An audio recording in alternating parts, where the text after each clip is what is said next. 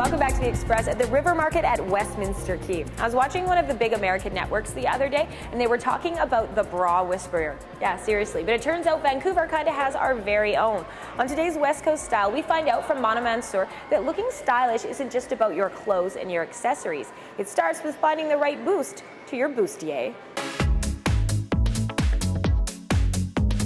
Pacific Center's West Coast Style is brought to you by Pacific Center. The West Coast is one of the most beautiful places on the planet, and I'm on the hunt to make sure that the people here look just as good as where they live. I'm Johanna Ward, and I'm a lifestyle journalist searching for the most cutting-edge fashion and beauty hotspots, deals, and tips, all in our own backyard. I'll do the shopping so you don't have to. This is West Coast Style. Ladies, we've all experienced it before. And no, I am not talking about a bad date. I'm talking about a bad fitting bra. On West Coast Style, we're always giving you the latest trends from the hottest designers. But any good outfit always starts with what goes on underneath. So today, we're keeping the girls covered properly for your shape and for your outfit. Right through here, it's going to give you a good lift, and your breast is going to be more like that. To get the best bra advice, I've come to a woman famous for giving it out for the past 29 years. Diane Thompson's South Granville boutique, Diane's Lingerie, caters to Vancouver women of all shapes and sizes. Diane, when you first started Diane's Lingerie, what was your mandate? What was the experience you wanted to give your customers? I was just tired looking at people wearing wrong bras, wearing a great shirt, but terribleness underneath. What Diane saw is also what we're trying to fix. And before you think you're in the clear, what is the first indicator that she's not wearing the right bra? Her breasts are overflowing. It's riding up her back. It's not supposed to be that way. This part of the bra is supposed to be all the way around the same. The first thing you do in the morning after you have a shower, you put on bra and panties. Once you get good underwear on, boy, you feel strong all day. You can take on the world. The straps is also something that we should touch on too. Oftentimes I see, even on myself, that the strap is like digging into my shoulders. What's the proper strap size? You should be able to put your finger under here, feel some support, but the strap doesn't give you the support. It's fitting right around here. So if you're wearing a bra at home that, you have to keep making the strap tighter and tighter and tighter, even though you're on the last hook, you know that bra is no good. It needs to go to the bra god. To tackle some of the hardest bra challenges, we've put two models with reality-sized bodies in dresses that call for specialty bras. The first dress, the one notoriously plagued for all that hiking. The strapless, which is sometimes the dress that some ladies avoid because they just simply don't know what bra to wear with it. Diane put our busty model, Carla, in a perfectly fitting molded cup bra that has removable straps. Multifunctional support at its finest. If you're going to wear a strapless bra, try to put it in the tightest hook. But the most important thing is covering your total breast, so nothing's going to move. The last thing you want is to have a whole bunch of breast up here on top of the bra. And we see it so many times. Yes, we do. A lot of women think that they can't get support if they wear something like this, if they have a larger chest. But you have something here that definitely gives them that support. This is called new bra. And believe me, they do stick. They do not move. Now, what is the material that's inside of them? It's a silicone. They are reusable. I think everyone at home and myself are wondering, does this give enough support, even though it doesn't have a strap or a waistband? It sure does, because you've got the suction and it's not going to move. When people go into the fitting room, they want to feel good about themselves. When you get them in nice bras, proper fitting bras, they're just so thankful. As are we, because no matter what your bust size or style, confidence is the sexiest thing you can have to go with it. I'm Johanna Ward for West Coast Style.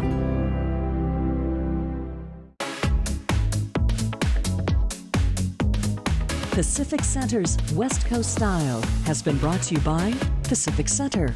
The website is dianeslingerie.com. They're open 7 days a week if you're looking for some expert advice. Now, still to come on today's Express, we've got hockey and the art of butchering. But first, we're back to the girl talk as the wedding bells learn how to deal with the bridal blues. Hi, I'm Aubrey. And I'm Sarah. And we are the Wedding Bells. I just got engaged. And I did not. We're on an adventure to plan the big day.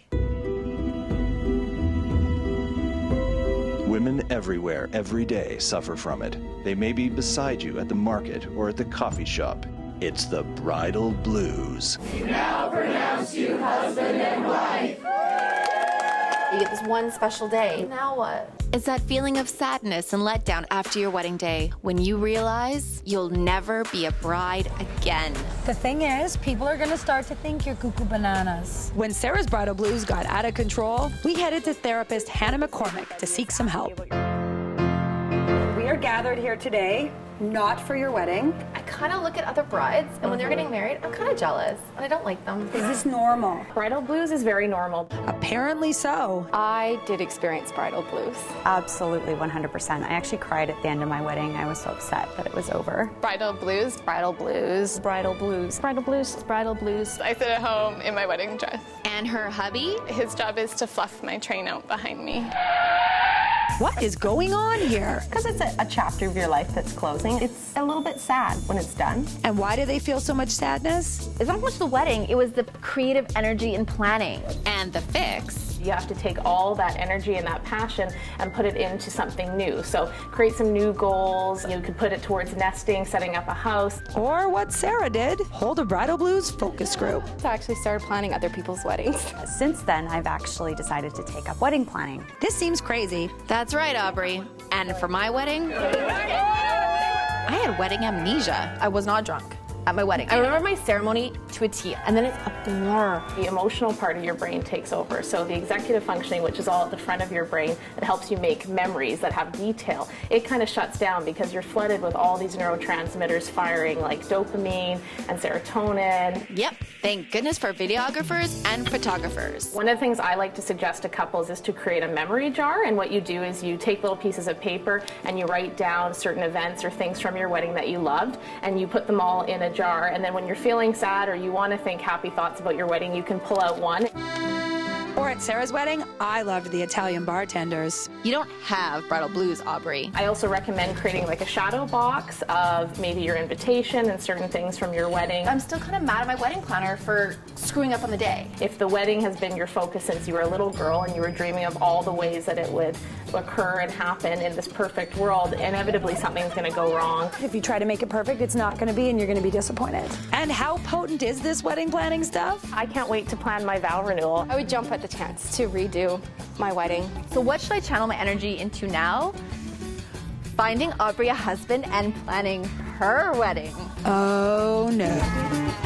For Shaw TV, we're the Wedding Bells.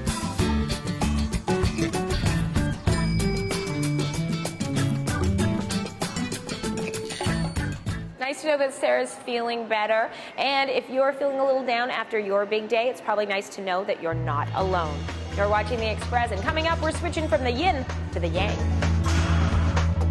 The Sierra Sil Giants report. Why Canada's favorite sport recruits players from abroad. Like, make you feel like it's your team and make you feel comfortable. Cut through the bone? Yep, cut right through the bone. Brought Shaw Community College's higher learning. Knife skills and knife no-nos. The Express. We are your local voice. Community programming on Shaw has been generously sponsored in part by Hairstyling and color services for Shaw TV, provided by The Lounge Hair Studio, loungehairstudio.com. Welcome back to The Express at the River Market at Westminster Quay. They have a hungry floor, and you can guess what's on that, and a curious floor, where you'll find the Vancouver Circus School. And that's always the old joke, right? Running away to join the circus. Well, on today's Sierra Sil Giants report, we meet some teens who have left home to play hockey in another country. The Giants Report is presented by Sierra Sil Joint Formula 14. Sierra Sil Joint Formula 14. Health you can feel. Like a lot of Canadian kids, Merrick Trevernon had a stick in his hand when he was just 4 years old. Only he was playing hockey in Eastern Europe. Sport number one in Slovakia. I told my agent I want to go to Canada, and I drafted to the Vancouver Giants, and I, after draft, come here. Despite speaking little English and getting injured last season, Merrick can now speak the language fluently. And I just learn English watching movie. And he recently got drafted to the Detroit Red Wings. I try to play good here and maybe sign contract. Fellow Giants player David Musil knows all about playing hockey in a new country. He came to Canada from the Czech Republic. 16 years old, and then I moved here to play for the Vancouver Giants. David and Marek immediately struck up a friendship based on their mutual experiences and similar languages. Whenever he needed, we can always talk in our language because I know he feels comfortable with it, and I try to help him as much as I can. Both players say hockey in Canada is different than in Europe. Everything different in Slovakia hockey and here hockey. It's so hard to practice, 1.5 hours every day, and Slovakia 45 minutes or 1 hour. The ice is a lot smaller, and so it's kind of a little bit different and different type of hockey and everything. Marek says learning English and having the support of his teammates is what made his experience of coming to play hockey in Canada a positive one. This year, so much better. The Canadian guys are great. They kind of just take you in, make you feel like it's your team and make you feel comfortable always around them. Yeah, I'm very happy I play here. I'm Bianca Salterbeck in Delta for The Express. The Giants Report was presented by Sierra Sil Joint Formula 14. Health you can feel. Marek says he's already had lots of family come and visit him here in Canada and watch him play with the Vancouver Giants. And if he does get a chance to play with the Detroit Red Wings, then his family will get to see the East Coast of North America. Now, up next on The Express, we're heading to East Van for Sprott-Shaw Community College's Higher Learning. Save on Meats has made a comeback, but after being fired 2 weeks in a row, will Melanie? Sprott-Shaw Community College's Higher Learning is brought to you by Sprott-Shaw Community College at sprottshaw.com. Like most people, I enjoy a good burger or a steak, but I don't know the difference between filet mignon or ribeye. That ends today. And just a warning to all you vegetarians out there, this might not be the episode for you. Melanie's task today, to see if she can cut it as a Save on Meats butcher. I'm Jason Lizard. I've been a chef for 12 years. Well, you can't be squeamish, and you need really good knife skills. I'm not great with a knife. It's a very tedious job, and you really have to watch what you're doing all the time. I'm a little accident prone. Her first task, deboning a chicken. It's pretty much just taking your legs, your breasts, your wings off the bone, and then you have the bone left for stalks. I think it's sharp. That's probably good. Okay. So, chicken today. Yeah. Farm fresh chicken, but it's free range, no antibiotics. It's a happy chicken. It is a happy chicken. Okay. Happy to be deboned, I'm sure. Just slice it through? Yeah, just slice it right through. Oh, this knife is sharp. Take your chicken and hold it like this. Yeah. And you're going to snap it. No. No. And so put it back down on the cutting board. The crunching of the bones really just hits you right here. Right in the heart, that poor chicken. Make sure you hold it like Oh, I see, okay. Oh, did I get you? No. Okay. Cut through the bone? Yep, cut right through the bone. Maybe my knife's not sharp enough. Having trouble with that one? I really just want to rip it apart. And we're done. The chicken deboning may not have been the best warm-up task, but now she's off to do some meat trimming. That's a big old piece of meat. We use that for chuck roll steaks, chuck roll roasts. All the muscles are in sections, so you can just follow the line. Did I do this right? Just come right off. Speed slow, way too slow. Don't give me a big knife and expect me to go fast, Jason. My wrist hurts. Really feel like I'm doing all the work here. Save on meat, save on labor. Have you tried anything before? Not well. Not well? Okay. You said loop, over. Over. Yeah. Around. Around. I can't tie a roast to save my life or anyone else's life. Even though she wants to be a butcher, I don't think she realizes how much work it is. It just takes practice. With the chuck all cut up and ready for stew, she's off to the sausage station. We're going to fill this up, and we're going to make some sausages.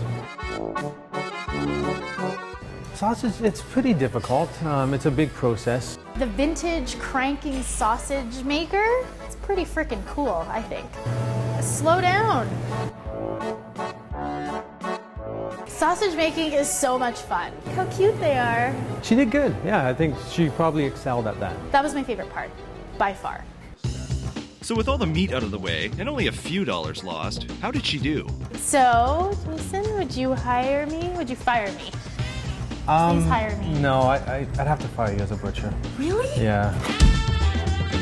You're dealing with knives, you're dealing with bandsaws, you're dealing with hacksaws, and you can lose a finger very quickly. You need to be able to use all the product in a way that you're not wasting money. So you have to be really creative, and you have to use every bit of that animal that you can. I completely respect the profession. Melanie, you need to go home and do some practicing. But if you really want to pursue it, we can start you as a dishwasher and move your way up. That's where a lot of us started. It's a good way to start. I am not washing dishes. Thank you. No dish pit for me. They might not let me work at Save on Meats, but it doesn't mean I can't eat here.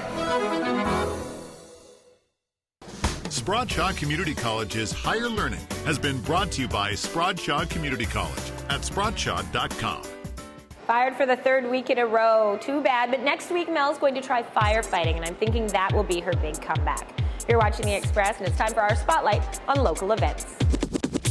Winterruption on Granville Island is celebrating its 7th annual truly unique Vancouver Winter Festival. The magic is in the mix, celebrating local and international artists of all disciplines. Wear your pink shirt on Pink Shirt Day and take a stand against bullying.